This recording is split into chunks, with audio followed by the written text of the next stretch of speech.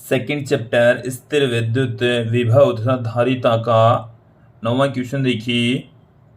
हमें इस क्वेश्चन में बता रखा है कि जो क्वेश्चन नंबर 8 है उसमें दिए गए संधारित्र की पट्टिकाओं के बीच यदि 3 मिलीमीटर मोटी अभ्रक की एक शीट इसका पराविद्युतांक 6 है यदि रख दी जाती है तो स्पष्ट कीजिए क्या होगा जब विभव या वोल्टेज जुड़ा ही रहेगा और जब विभव या वोल्टेज हटा लिया जाएगा। देखिए हम 9वें क्वेश्चन का सॉल्यूशन यहाँ पर देख रहे हैं।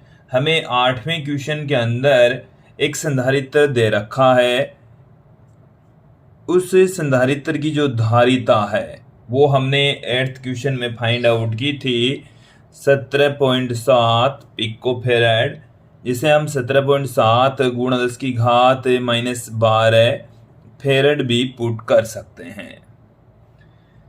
इसके साथ में हमने जो 8th क्वेश्चन है उसमें आवेश की वैल्यू फाइंड आउट की थी 17.7 गुणा 10 की घात -10 कूलाम।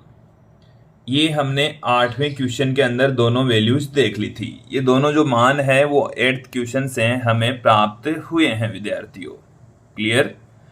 अब देखिए हमें 9वें क्वेश्चन में ये कहा गया है कि यदि संधारित्र की प्लेटों के मध्य, देखिए दोनों प्लेटों के बीच की जो डिस्टेंस है वो 3 मिलीमीटर है और दोनों प्लेटों के मध्य यदि यहाँ पर हम कोई अभ्रक की पट्टी यहाँ पर भर दें, यहाँ पर हमने क्या भर दिया है, अभ्रक भर दी है। यदि यहाँ पर अभ्रक भर दी जाती है तो क्या होगा जब वोल्टेज जुड़ा रहेगा। विद्यार्थियों पहले हम अभ्रक भर दी जाती है तब क्या फर्क पड़ता है, धारिता में परिवर्तन आ जाता है। चाहे वोल्टेज आपने लगा रखा हो चाहे हटा लिया हो उससे कोई इफेक्ट नहीं पड़ता, धारिता की वैल्यू बढ़ जाएगी। तो इसका जो पहला पार्ट है ए पार्ट में देखिए हमें ये पूछा है कि विभव संभरण जुड़ा ही रहेगा तो क्या होगा। इस अभ्रक के लिए जो एप्सिलॉन आर है वो 6 होता है। क्वेश्चन में इसकी वैल्यू भी हमें दे रखी है। देन देखिए धारिता की जो वैल्यू है वो बढ़ जाएगी, A epsilon naught epsilon r upon small d, जबकि A epsilon naught upon d हमें सी दे रखा है। देन इस सी की वैल्यू है वो एप्सिलॉन आर गुणा हो जाएगी, यहाँ से सी का जो मान है वो है 17.7 गुणा 10 की घात -12। एप्सिलॉन आर की वैल्यू 6 दे रखी है।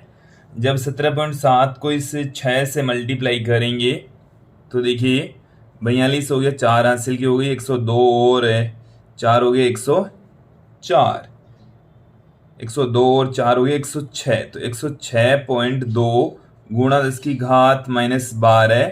इट मीन्स जो नई धारिता है वो हमें प्राप्त हो जाएगी 106.2 पिकोफैराड, 106.2 पिकोफैराड। जब संधारित्र की प्लेटों के मध्य अभ्रक भर दिए जाए तथा जो वोल्टेज है वो यदि जुड़ा रहता है तो। अब देखिए जब धारिता 6 गुणा हो जाती है तो जो आवेश की वैल्यू है वो भी 6 गुणा हो जाएगी। आवेश की जो वैल्यू है, क्योंकि वोल्टेज उतना का उतना ही है तो आवेश Q बराबर होता है C इंटू वी। तो यहाँ पर जो माध्यम भरने के पश्चात जो धारिता है Cm, माध्यम भरने के पश्चात जो आवेश है उसको मैं Qm से पुट कर दूं। देन Qm बराबर Cm इंटू वी, और Cm इंटू वी होता है epsilon r into C into V. C into V हमारे पास में था Q, चाहे तो इन दोनों की वैल्यूज रखकर भी हम फाइंड आउट कर सकते हैं। देखिए यहाँ से मैं आपको बता दूं कि 106.2 गुणा 10 की घात -12, V का मान हमारे पास में है 100। यदि यहाँ से हम कैलकुलेशन करें तो भी इसकी वैल्यू हमें प्राप्त हो जाएगी। तो इसका मतलब हो गया कि 106.2 गुणा 10 की घात -10 कूलाम हमें प्राप्त हो जाएगा। यदि इस तरीके से यदि आप फाइंड आउट करेंगे तो भी वैल्यू सेम ही निकलेगी। 6 गुणा Q का जो मान है वो है 17.7 गुणा 10 की घात -10 कूलाम। तो जब दोनों प्लेटों के माध्यम भर दिया जाता है, वोल्टेज यदि जुड़ा रहता है, तब आवेश भी 6 गुना हो जाएगा।